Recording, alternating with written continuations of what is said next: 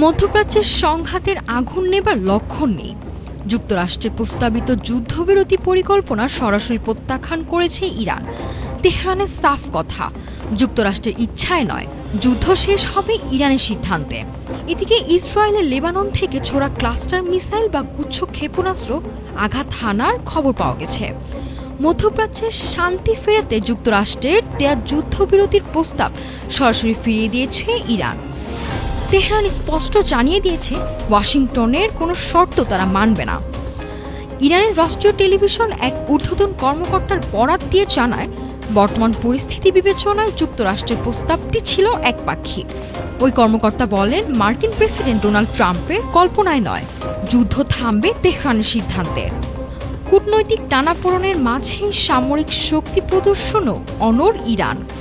দেশটির revolutionary guard corps বা IRGC দাবি করেছে, তারা ইসরায়েল এবং উপসাগরীয় দেশগুলোতে মার্কিন স্থাপনা লক্ষ্য করে ৮০তম দফায় বড় ধরনের হামলা চালিয়েছে।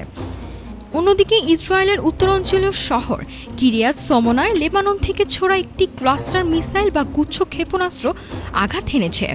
আবাসিক এলাকায় চালানো এই হামলা আতঙ্ক ছড়িয়ে পড়েছে বাসিন্দাদের মাঝে। ইসরায়েলি পুলিশ জানিয়েছে, অবিস্ফোরিত গোলাবারুদ সরাতে তারা পুরো এলাকা ঘিরে তল্লাশি চালাচ্ছে। এরই মধ্যে ইরান সমর্থিত গোষ্ঠী হিজবুল্লাহ কিরিয়াত সমনা সহ ইসরায়েলের একাধিক স্থানে হামলার দায় স্বীকার করেছে।